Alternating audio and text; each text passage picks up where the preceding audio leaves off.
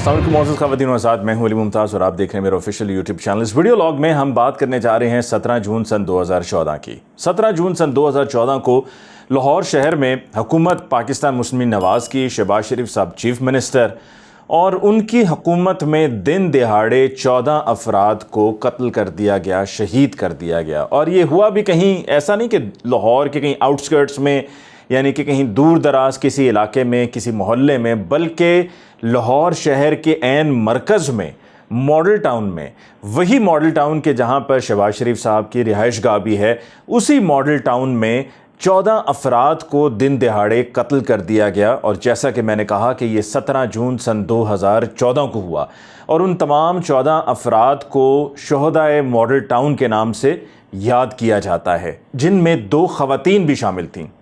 और उन 2 ख़वातीन में एक ख़ातून तंजीला साहिबा की बेटी बिस्मा सन 2014 से लेके आज तक सन 2021 तक इंसाफ के लिए मारी मारी फिर रही है, मुख्तलिफ़ अदालतों में जा रही है। उनसे बहुत से वादे किए गए, उनको बहुत सी तसल्लियाँ दी गईं, उनके सर पे शफ़क़त का हाथ रखा गया और उनसे ये वादा किया गया कि आप बेफ़िक्र हो जाइए, हम आपको इंसाफ दिलाएंगे। लेकिन अभी तक कहीं से इंसाफ ना मिला, ना मिलता नज़र आ रहा है। ये जो 14 अफराद कत्ल हुए और जब ये दिन दिहाड़े कार्रवाई हुई तो उस कार्रवाई में वहाँ पर पुलिस एहलकारों की तरफ से, मैंने तो पहले भी कहा था कि वर्दी चाहे तब्दील कर लें, रवैये तब्दील करना ज़्यादा ज़रूरी है। उस वक्त ये पिछली वर्दी होती थी पुलिस की, फिर बाद में उसको तब्दील कर दिया गया। उस वर्दी में मलबूस पुलिस एहलकार और पुलिस के सीनियर अफसरान वहाँ पर दिन दिहाड़े गोलियाँ चलाते रहे और दूसरी तरफ से अपने सेल्फ़ डिफेंस में ज़्यादा से ज़्यादा पथराव हो रहा था और हाथ में इसके अलावा और कोई असलहा मौजूद नहीं था। मैंने ये ख़ुद अपनी आँखों से होते हुए देखा और पुलिस की ये कोशिश थी कि डॉक्टर ताहिरुल कादरी जो सरबराह हैं पाकिस्तान अवामी तहरीक के, उनके घर में दाखिल हुआ जाए। उनके घर पे बाकायदा बल्कि गोलियां भी चलाई गईं। उनके बेटे अंदर मौजूद थे और उनको या तो गिरफ्तार करना मकसद था या उनको शहीद करना मकसद था। और ये पाकिस्तान अवामी तहरीक के वो कारकुनान थे, वो बहादुर कारकुनान थे जो डट गए और उसमें ख़वातीन भी शामिल थी और उनके दरवाजे के आगे खड़े हो गए कि अगर आपको आगे बढ़ना है तो हमारी लाश पे से गुजर कर आपको जाना होगा। ये सब जानते हुए भी कि उनकी आंखों के बिल्कुल सामने ख़वातीन को दिन दिहाड़े गोलियां मार के शहीद किया गया। और वहाँ पर ताहिरुल कादरी साहब के और उनके साहबजादों के गार्ड्स भी मौजूद थे। मिनहाजुल कुरान मरकज़ और उनकी रिहाइश गाह में बामुश्किल 500 मीटर का फासला है, शायद इससे भी कम है। और वहाँ पर जो गार्ड्स मौजूद थे उनके पास जदीद असलहा मौजूद था, ट्रेन गार्ड्स थे, आर्मी से रिटायर हुए हुए गार्ड्स थे। और ऐसा नहीं है कि उनको असला चलाना नहीं आता, ऐसा नहीं है कि वो मुखलिस नहीं थे, वफ़ादार नहीं थे। उनकी वफ़ादारी की तो मैं आपको क्या मिसालें दूँ, मैंने अपनी आंखों से देखा है। मेरा पाकिस्तान अवामी तहरीक से कोई ताल्लुक़ नहीं है, लेकिन मैंने देखा है कि चाहे कोई आपका गार्ड हो या उसके अलावा कोई पाकिस्तान अवामी तहरीक का कारकुन हो, सब के सब इतने वफ़ादार हैं कि अगर वफ़ादारी की मिसाल देनी हो तो शायद इनकी अगर मिसाल दी जाए तो वो बेहतरीन मिसाल होगी।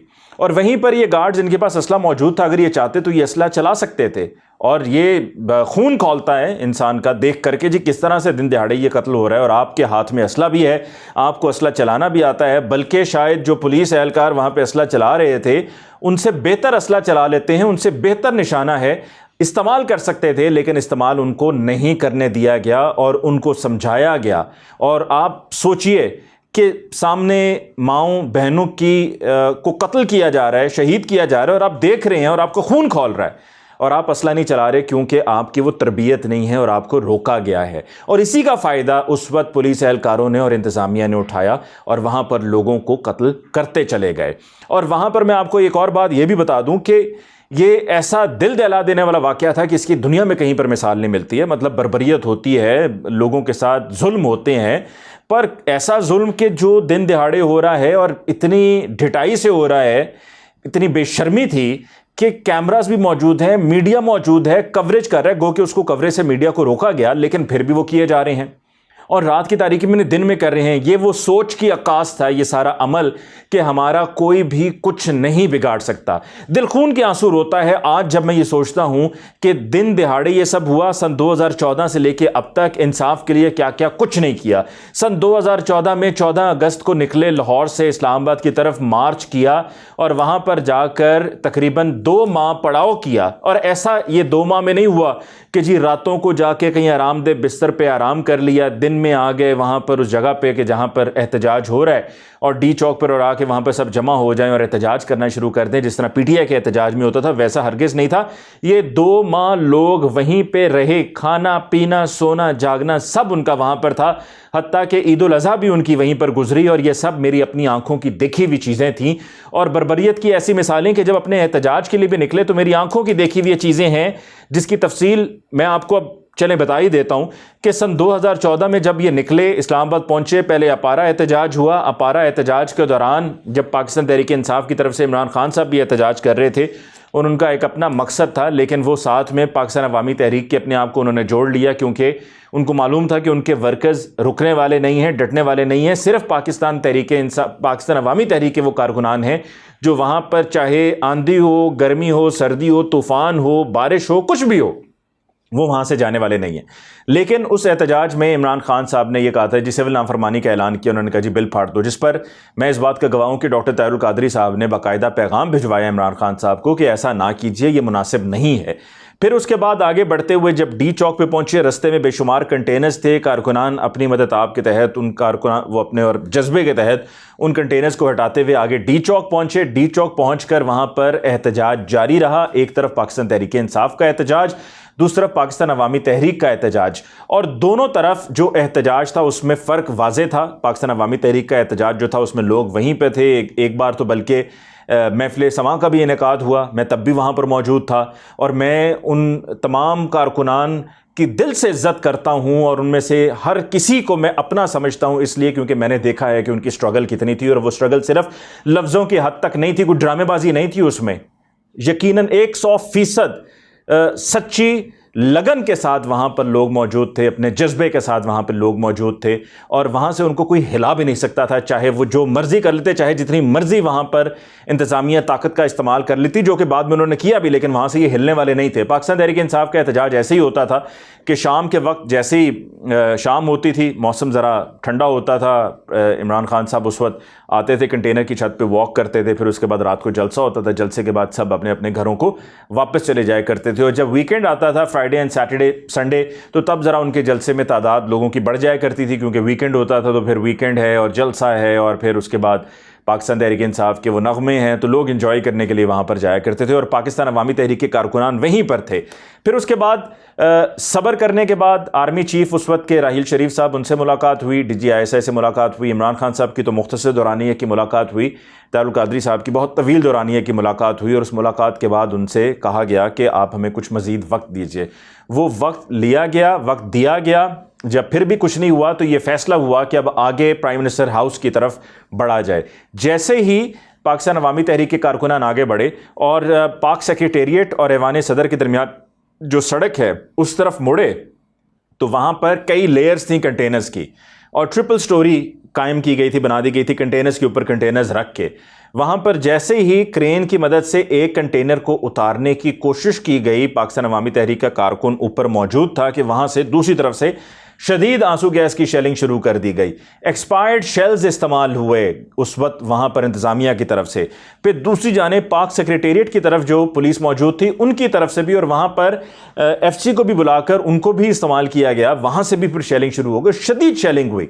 और दूसरी तरफ मैं बिल्कुल सेंटर में था, मरकज़ में था, एक तरफ पुलिस के वहाँ से वो शेलिंग कर रही है, रबर की गोलियाँ चला रही है, एक्सपायर्ड शेल इस्तेमाल कर रही है, और दूसरी तरफ पाकिस्तान अवामी तहरीक के वो कारकुनान जो अपनी तरबियत की वजह से कोई असला लेकर वहाँ पे नहीं आए थे, उनके हाथ में सिर्फ वो क्या पत्थर थे ज़्यादा से ज़्यादा, या कोई डंडा होगा और कोई गुलेल होगी, इसके अलावा और कुछ भी नहीं।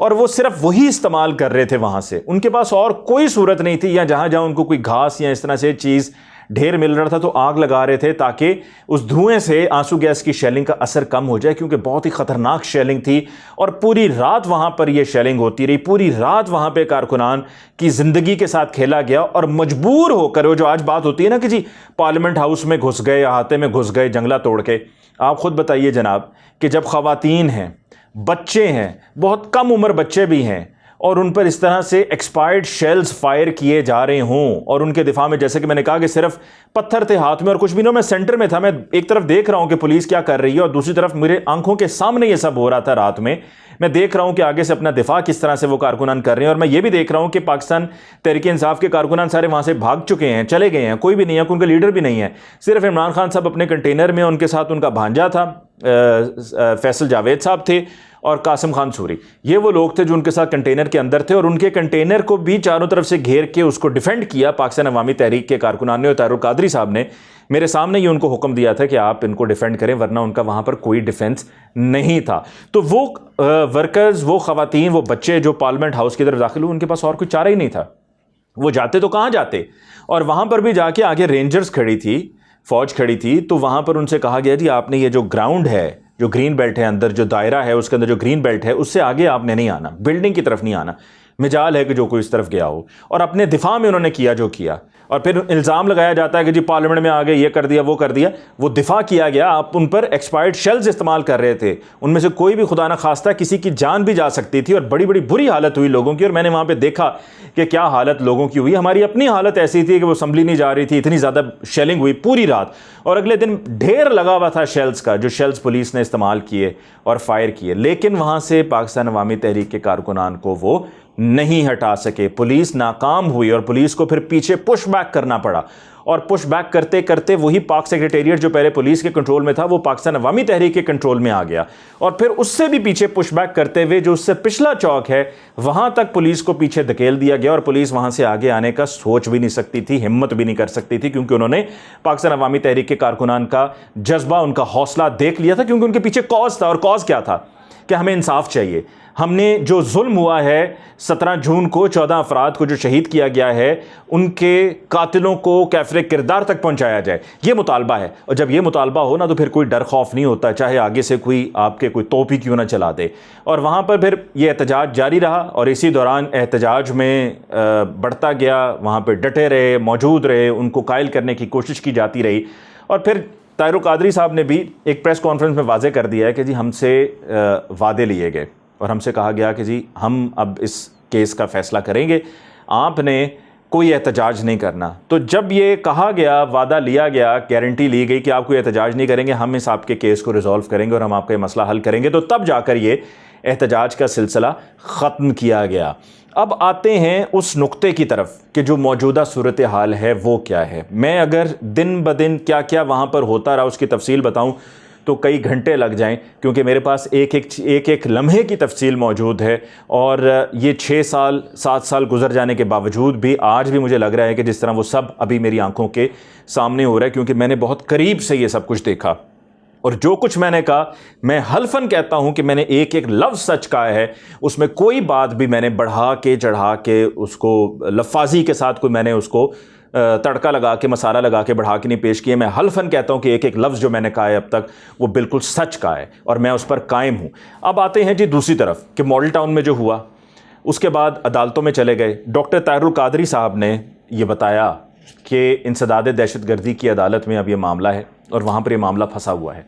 और फंसा हुआ किस लिए है कि अब एक दरख्वास्त दे दी गई है कि जी इस मामले को इंसदाद दहशतगर्दी की अदालत से निकाला जाए, इसमें से जो इंसदाद दहशतगर्दी की दफ़ात हैं उनको निकाला जाए, और उनकी इस दरख्वास्त को एक्सेप्ट कर लिया गया है समात के लिए। जबकि ये अगर दहशतगर्दी नहीं है तो फिर दहशतगर्दी और क्या है, ये तो खैर अदालत फ़ैसला करेगी, लेकिन ये दहशतगर्दी साबित शुदा दहशतगर्दी है जो सब ने अपनी स्क्रीन्स पे देखी। सन 2015 में मैंने राना सनाउल्लाह साहब से पूछा, मैंने कहा जनाब आप बताइए, ये जो आपने अपनी मर्ज़ी की एक कमेटी तश्कील दे के, JIT तश्कील दे के जो मर्ज़ी की रिपोर्ट निकलवाई है, आप तो कहते हैं जी अंदर से भी फायरिंग हुई है, तो आपके पास एविडेंस है?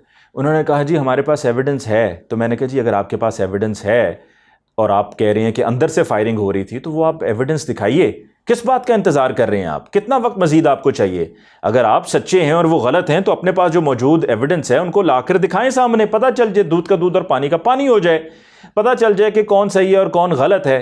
लेकिन उनके पास एविडेंस है ही नहीं। और एविडेंस क्यों नहीं है? क्योंकि ऐसा कुछ हुआ ही नहीं जो वो क्लेम कर रहे थे कि जी अंदर से फायरिंग हुई है, छत पे से फायरिंग हुई है। खुर्म नवाज गंडापुर साहब पर इल्जामात लगाए गए कि जी उन्होंने ये कहा वो कहा, उनके अहकामात पे फायरिंग हुई नहीं। वरना आज हम सन 2021 में बैठे ये बात कर रहे हैं। 2015 का मैंने आपको राना सनाउल्लाह साहब की ये कही हुई बात कोट की है, तब से लेके अब तक एक भी मरतबा एक भी वीडियो सामने नहीं लाई गई है, क्योंकि सब सरासर झूठ था। अब ये मामला चूंकि कानूनी है और अदालतों में है, तो इस पर पाकिस्तान तहरीक इंसाफ जो पहले तो बहुत बढ़ चढ़ के सपोर्ट करती रही और ऐलान करती रही है कि जी हम इनके साथ खड़े हैं और हम इनकी मदद करेंगे और ये मजलूम हैं, इन पे जुल्म हुआ है, अब ये बर्बरियत है।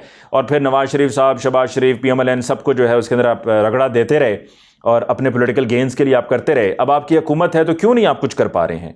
तो उनके पास एक ये प्ली है कि जी ये मामला चूंकि अब अदालती है तो अदालती कार्रवाई में तो हम मुदाखलत नहीं कर सकते हैं। बिल्कुल ठीक है, लेकिन आप ये तो कर सकते हैं ना कि जो उस वक्त पुलिस अफसरान और इंतज़ामिया के वो लोग जो उस वक्त लाहौर में तैनात थे, जिन्होंने उन तमाम अहकामात की तामील की, और जो एग्जीक्यूटर्स थे उस हमले के पुलिस की तरफ से, उस दहशतगर्दी की कार्रवाई की एग्जीक्यूशन उन्होंने करवाई थी, उनको तो बरतरफ किया जा सकता है, उनको तो आप साइडलाइन कर सकते हैं ना।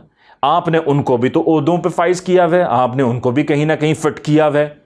आपको ऐसी क्या मजबूरी है कि आप उन लोगों को, जिन लोगों पर इल्ज़ामात हैं और इल्ज़ामात भी बेबुनियाद इल्ज़ामात नहीं हैं, हकीकत में मबनी इल्ज़ामात हैं, आपने उन लोगों को मुख्तलिफ जगह पर अपॉइंट किया हुआ है, उनको साइडलाइन कीजिए, उनको एक तरफ बरतरफ कीजिए और कहिए कि हमारा उसूली फैसला है कि हमारी हुकूमत, हमारी जमात का नाम पाकिस्तान तहरीक इंसाफ है।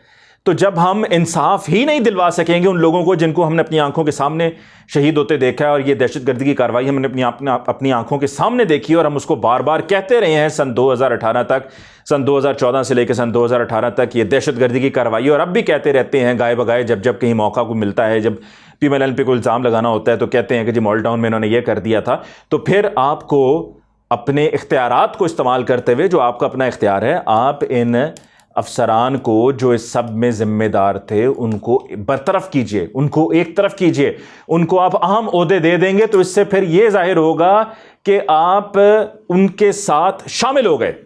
आपने इंसाफ की धज्जियां उड़ा दी, आपने इंसाफ का जनाजा निकाल दिया, और आप सिर्फ ये झूठी तसलियां उस बच्ची बिस्मा को देते रहे हैं जिसकी वालदा को शहीद किया गया, और वो बिस्मा आज भी डटी हुई है, आज भी कायम है। आप सोचिए उस बच्ची की हिम्मत को देखें आप।